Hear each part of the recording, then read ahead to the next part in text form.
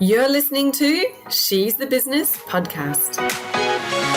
Hello, I'm here with Brittni Schroeder. Brittni, welcome to She's the Business podcast. Thanks for having me. You are most welcome. I'm really keen to chat today about running a business on autopilot, systems, automation, the things that really give us our life back and make business feel so much easier. So great discussion. But before we get into it, can you tell us a bit about your business? Who do you serve? What is it that you do? And how did you get started in this? Sure. Yeah. I started as a photographer, actually. So I was a photographer for 10 years. Mm-hmm. And then I did high school senior photography. And then I owned a photography magazine. Okay. I also have been really involved in nonprofit work for about 15 years. And so I was running a nonprofit and really involved in a bunch of different things. About 6 years ago, we moved to, we were in Texas at the time and we moved, and I was ready to transition. And at the time I was helping a lot of people with their business. And I thought, this is a good time to transition and help and, do business coaching. And so I do business and marketing, and kind of what I specialize in is building systems, automations, and building sales funnels that just helping your business run on autopilot and then scale. So a lot of times you can't have, if you don't have a good foundation, it's really hard to scale and grow. And so that's where we start, and then we grow, and then that's that's what I do and how I help people. Yeah, incredible. I'm curious because I was thinking, a photography business, was this back in the day where it was done mostly offline, or was that a lot of online? It's interesting because it was offline. It was location based, and so I was. I did high school seniors. I was in El Paso, Texas. Mm-hmm. And, I did have some great systems and business models. And it's interesting because I often say, because I've worked with a lot of creatives, and usually creatives kind of struggle with business. But for me, it was the opposite. I was really, the business part came really naturally to me. And I had to work a little bit more on the creative part. Right. I built a 6-figure business in photography, and I wasn't working very much, but I just built a really strong brand and had just a great business model, and, had a lot of success with it. So, yeah. Yeah, that's awesome. Because I was thinking it's one of those types of businesses that could be so easy to get caught up being busy in the actual creative side of it. And if you don't have the systems and processes to bring in the clients, and the leads and have that flow happening, it could be something that feels like it's more of an uphill battle than not. So that's well, and I think too, looking back at my journey of photography. As a photographer, I wanted to learn from amazing photographers, and so I was going to their workshops and listening to them speak. But behind closed doors, they were creating beautiful stuff, but their businesses were not running very well. And so, it was interesting when I pivoted into business and marketing, and I started learning from people outside of that industry, how little the industry really taught about the business portion of it. So, it's just something you don't know that you don't know, but some of it came a lot really naturally to me, and that's why I had success. But most people, when starting a business, they really don't know how to set up a business and the foundational pieces that are so important. Yeah, it's so easy to get distracted by everything that you kind of see in the in the 3D. You see what people are doing, but there's so much that's actually behind the scenes that causes it to either be successful or not. That is what you don't see. And like you say, you don't know what you don't know. But for sure, it's great to bring that in. I'm curious about your not-for-profit because what is the not-for-profit in, and how does that fit into you, Brittni, and your sort of reason for being and what you do in business? Yeah. Well, I've always been involved in nonprofits, and I've worked in a bunch of nonprofits. Just kind of always dabbled in, I love to serve, and that just is something that I've made a priority in my life. And probably, I dabbled in a bunch. Probably the most made the biggest impact on me was I was working with a nonprofit called Haitian Roots, and we were educating kids in Haiti, and we were starting schools in Haiti. And it's interesting because it was my camera that took me there, because somebody had reached out and said, hey, come and photograph this. And I'm like, yeah. And they started photographing the kids to help them get sponsors. So that was kind of my, like, I had volunteered with nonprofits, but that was like my first, I was on the board of directors, and I was like in there learning about nonprofits. And then in 2017, my son passed away. My 14, almost 15-year-old son passed away. And I started a nonprofit called the Compassion Club. And so we put these clubs into schools all over, mostly all over the US. And that has, it was healing, and, and we raise money and nonprofit we do a few things, but since 2017, we've given about $75,000 in scholarships since 2017 through the nonprofit, and we have clubs throughout the US. So that's kind of like my nonprofit. So wow, that's amazing. Yeah. I was just so curious. I'm like, I need to know more about this and how it fits in, and like, what an incredible thing to do. That's amazing. What is it? What are the scholarships for? Like, how do you support? So we do the clubs. We have a curriculum, and we put these clubs in schools, and it's really teaching like the values, like service and kindness and charity and forgiveness. And then there's like activities that go with it. And so we sell the curriculum, and then we do my son was a wrestler, so we do a big memorial wrestling tournament for him, and raise money. And then we let teachers and coaches nominate kids who have overcome adversity and have good character, and have, they rise above and show kindness and just good character.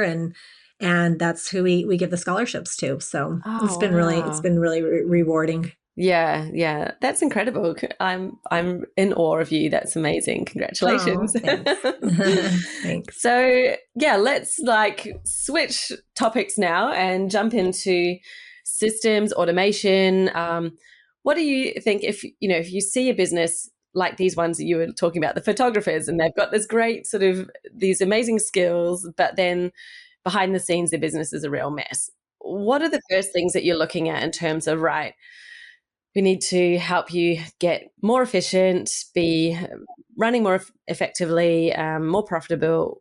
Where do you focus first? Because it could just feel like it's a huge mountain to climb with so many different areas that you could apply that. Oh, yeah.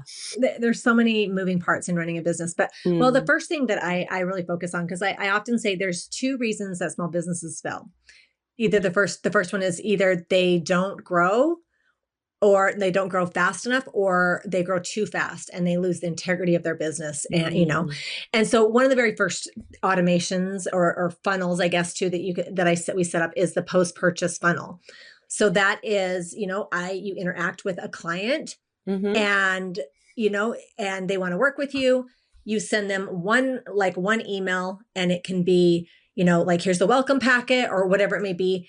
Then they click on a button, and everything's automated besides sending that first email. And then an invoice is sent, then they pay. And then that triggers a series of automations where you're onboarding them, because, a lot of times it's how we make people feel. That's part of the client experience. Do you feel seen and heard? And so then, we send them emails, and a lot of times the email can be like, here's an intake form. It depends on what it is. Like if we go with the photographer, it's educating them on what to wear, what kind of location, how to prepare, all of those different things. If it's a business coach that I'm doing now, the first thing I send is, hey, here's an intake form. I want to know your goals and your priorities. Like, give me your goals, give me your priorities, give me your information. And then, that triggers another email that says, this is how the process works. This is how you get a hold of me. These are my hours. And, I might also say, hey, here's access to some resources that you have to work with me. So it's really just that like onboarding and offboarding where its communication is key. And so those are things that we spend too much time doing. And one of my favorite things that I often say is minutes add up to hours.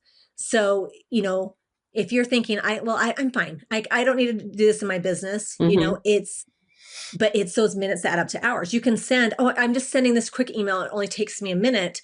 Well, that adds up over a year. How much time have you wasted sending these emails? A, B, sometimes life happens and things fall in the cracks. But if you have these automations set up, your business works for you when you can't or when you're not. And so it's really important to have really good systems where you're communicating and people know what's going on.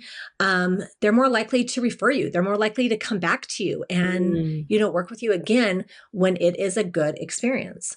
So that's one of the first automations that I like to set up. The other one is chasing money down. You can send a link to somebody to pay, maybe they're doing a payment plan or something. And, you send them a link and then you have to send them a link again in a month. Well, what if they don't pay, and you've spent all this time working with them, and then they're not paying. So kind of a rule of thumb I have is like, I do not do anything until I receive payment. And that's really what triggers my automations. I see too many times businesses like doing a call and saying, okay, you can pay me after. And it's awkward. It's awkward to say, you owe me money. You still owe me money. Hey, you still owe me money. You know what I mean? And so that's another like automation is, like billing and invoicing. Those are things that they suck our energy, and sometimes they can suck our mental energy too. If we're like, so those are some of the automations I set up right away for sure. Yeah, I so agree. I think when I was starting this business, I was like, I do not want to ever be chasing finances. And, it's such a drain on your time, your energy, and it's not fun, right? Like, I don't know. Yeah, like definitely for me, I did not want to be doing that. And so, I so agree with like, set it up so that it's a process that's already automated. And, for me, I was like, well, it's upfront payment. Like that's just how it happens. And so nothing happens. Like they sign up, they actually have to pay in order to sign up. There is no signing up without paying. And for me, that's just reduced or removed so much time because you don't have to be, chasing or following up on anything. It literally is all automated, and that is the only option. So I agree. I think there's so much wasted time in business doing that, and 100% love it. Love the onboarding automations. I think we all have welcome processes, and I just often see so much opportunity to improve even the sale, right? Because how often is someone asking for so many things before somebody's actually signed up that they might just lose the will to live? That's what I say. It's like they're losing the will to live. They're not going to sign up because they're jumping through so many hoops before they even get to that point. And then they've got distracted. It's like, do you really need all that information first? Or how about you just look at the process to get it the right way around? I'm curious about, the offboarding, because I think that that's an area that a lot of people do neglect more because, it's all like focus on bringing on the client, getting them set up. But I think the offboarding would be one where I'd say more people probably don't have an offboarding process. So, do you want to talk a little bit about your offboarding, how you would approach that? What sort of things are the top tips to include? Hey, do you know the main difference between the top coaches, thought leaders, and experts and everyone else? Well, maybe we could ask the question, like, how did they become the sought after expert in their area? Well, let me tell you, it's not big advertising budgets. It's not some secret funnel or social media hack that they're doing that no one else knows about. And it's not a big audience or doing PR. Yes, they may do those things. They might have a big budget now and a big audience and have PR, but that's not the reason why they became the sought after expert. What they did that no one else has done to that same level is that they got laser focused on their area of specialization. They got radically clear about it. They became bold. They claimed their space and they stood in it. They talked about it. They didn't try to go broad. They didn't try to serve all of the people. And even though you may look at them now and think, but they do now, they didn't when they started, when they began, when they first got to their first 100K, 200K, even probably 1 million, they were laser focused in one area. So if you're tired of being just another voice in the crowd, another person who's struggling to be seen and heard because let's face it, it's crowded out there. then the best thing that you can do for your business is to zone in on your area of expertise. What makes you unique, special? What is the difference that you bring that can make you stand apart from others? And it's not in your service offering, by the way. That's where a lot of people try to do it. They try to just offer something different. That's not it, because it turns into a pricing decision in that case. I'm talking about your positioning in the market. If you're not positioned as the go-to expert, then you'll never be seen as the go-to expert. You'll never become the sought-after expert who has a wait list full of people lining up to work with you. So how do you do it? What is that? Well, I've developed a framework that has helped so many coaches, consultants, and service providers who've come into my world to create their own category, to literally create a space in their niche where they stand out, where they shine. And I've now made it available to you as a standalone program. It's literally just 7 days. I call it the Niche Buster because this is where you come in and by the end of just 7 days, you have your breakthrough niche, meaning this is the niche that is the perfect fit for you, perfect fit for where you want to be with your business in the market and for your own ideal clients. There is no carbon copy of anyone else going on. This is literally the one that has been custom made, tailored for you and your business. Right now, I'm offering you a crazy 75% off that program, but it's not for long. It's only literally going to close really soon. So jump over to the link in the show notes here. Scroll down, click on the link for the Niche Buster program.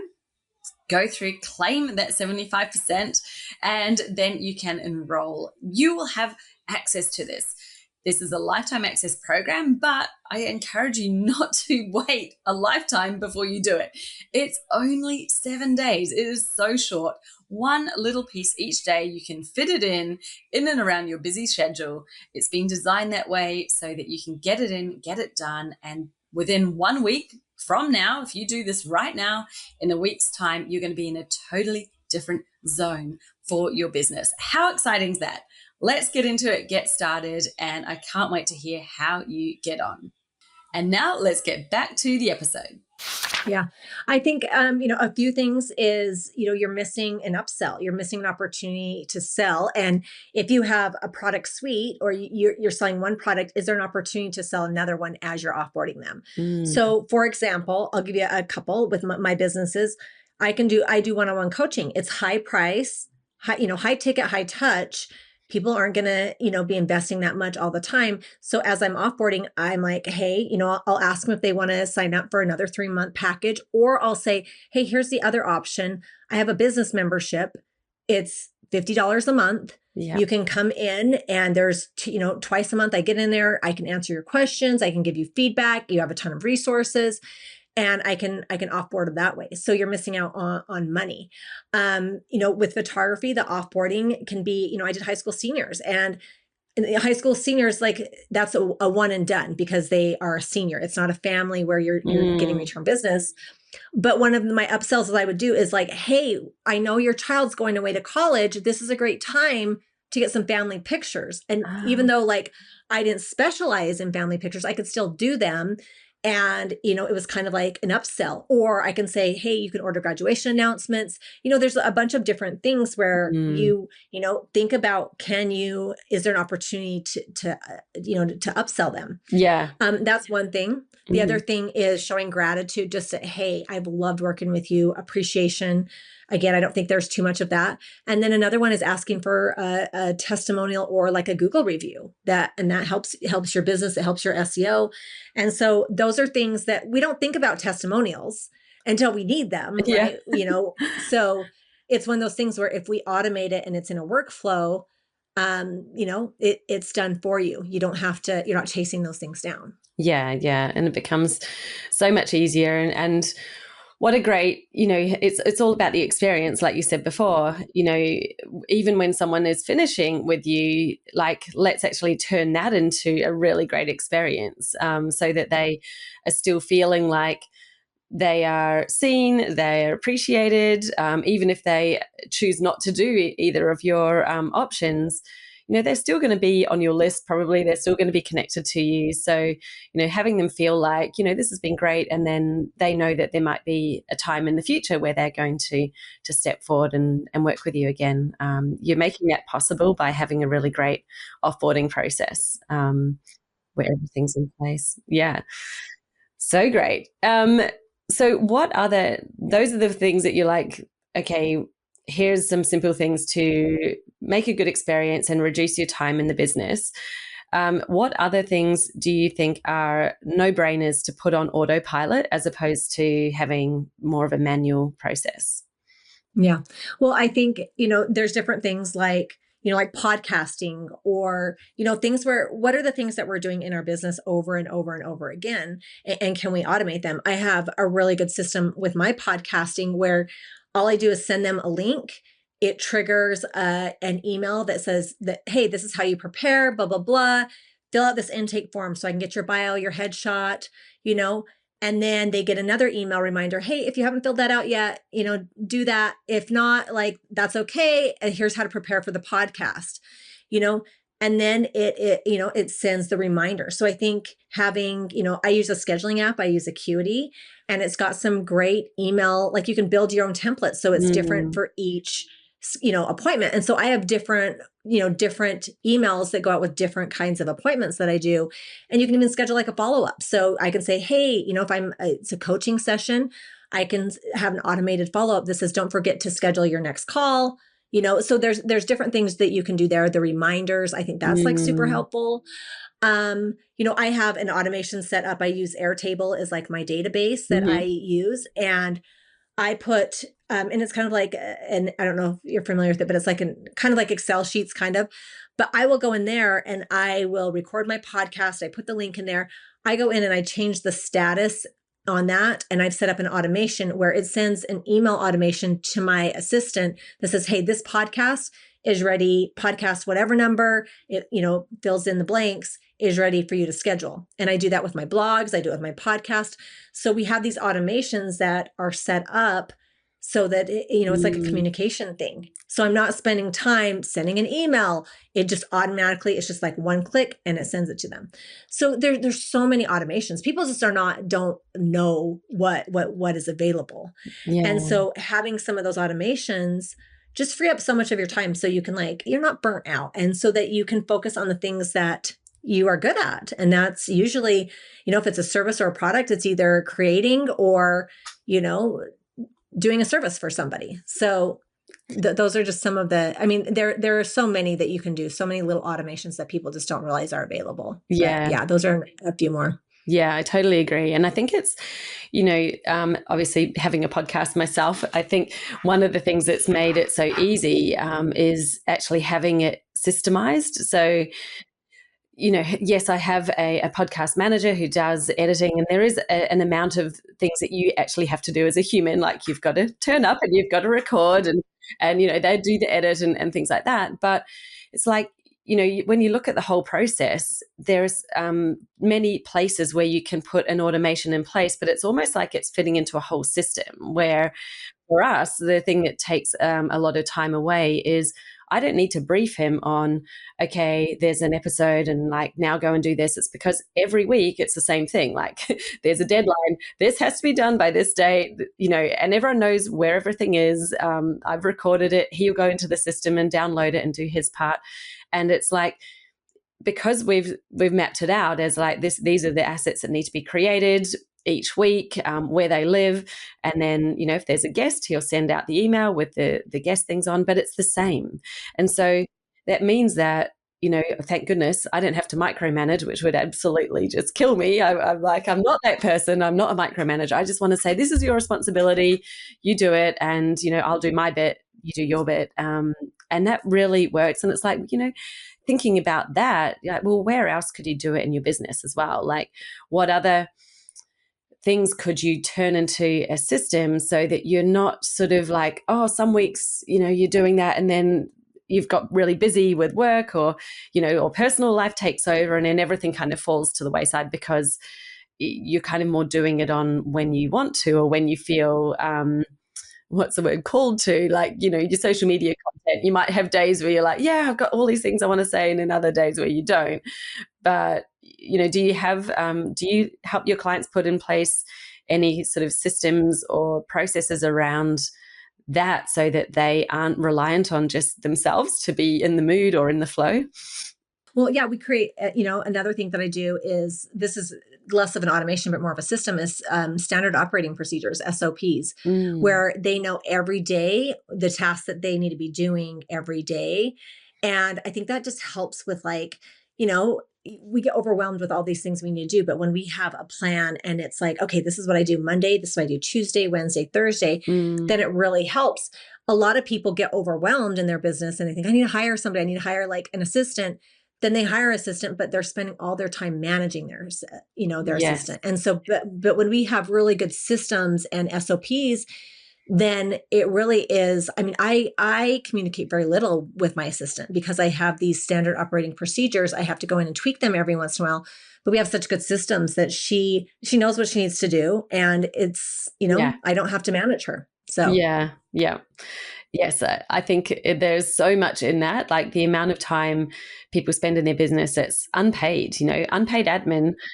The more you can reduce that, the more profitable, more freedom you're going to feel, the easier that is going to be to run a business because, like you said at the beginning, either businesses fail to grow or they grow too quickly. And I think that the one where and both of them kind of come down to sometimes they fail to grow because they're so busy doing all of this stuff that is slowing them down and preventing them from actually doing the stuff that makes money.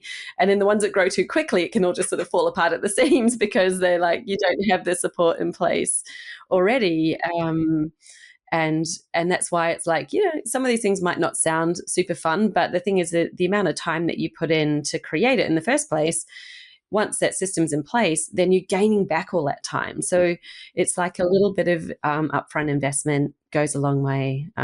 Yeah, it really does. It really does. Adds up for sure. Yeah. Awesome. What would be your, if you could go back in time and give your past self some advice in this way, like, here's something that you definitely need to put on autopilot, or here's a system that is going to change your world, what would that be? I would say for sure that onboarding and offboarding. I think that is just, the backbone of your business is that client experience. So for sure that would be, and that's the number one thing I do when I start working with clients is, hey, let's get this figured out right here. This is the first thing we're going to do. Yeah. So yeah. Brilliant. Love it. So tell us a little bit about your membership. You mentioned to us before that you often offer that to clients after they finish working with you. And I know that we chatted briefly before we started recording. You called it the meeting place. And I'm kind of curious, what is that about? How does it work? Can you share a bit about it? Yeah. So it's just my top to bottom business membership where I go through all these systems in your business, building different systems. And I think technology is really overwhelming for people. And so I break things down in little bite-sized pieces and I help set up systems. And within that membership, we talk about how to blog, how to find keywords, how to do SEO, how to, build your social media, setting up really good systems and building a strategy. There's different things in there, like how to host a retreat, how to host an online summit, just here's the step-by-step. Here's all the tools I've used. Here's my templates. Here's my, my swipe files. Here's all the things from A to Z on how to do these things. Cause I think a lot of times, people are like, build it, you need to have a lead magnet or you need to build a funnel, but it's like, okay. But then people are like, okay, how do I do that? How do I do that? Yeah. And I break it down step by step. This is how you do it. This is how you build it. This is step 1. This is step 2. And so in that membership, that is what we do. And we have a great community where we support each other. We try to promote one another and build, a great community where we are really supportive and empowering each other. So that's my membership. So you can find it on my website, brittnischroeder.com. or brittnischroeder.com/membership. And you can find out more about my membership. So yeah, awesome. It's my membership. Well, I'll make sure that that's in the show notes so you can check it out. It does sound, it takes time, I think, to put together the step-by-step process for all of these things, and also to have done them. I'm like, when you look back and you think, I figured all that out myself, and it took so much time. But having that in the process where you can go, right, here's what you do first, here are all the assets that you need, because there's often things that you discover when you do it that would not have been obvious, or you probably wouldn't have found on the YouTube how-tos, because they're like, well, we can't put 30 different steps in the YouTube. So they will have told you stuff, but they won't have put everything in there. And that's the kind of thing that, like you said before, I'm always like, in my, I use Asana, but when I do a project like that, I'll be adding in the tasks, and then this becomes like the template. So next time we do the event, it's like, here's all the tasks that we did, and they're all in order, and it all, how you do it, it's all in there. And so that becomes a really great resource. Like you said, your VA learns it, they know what to do.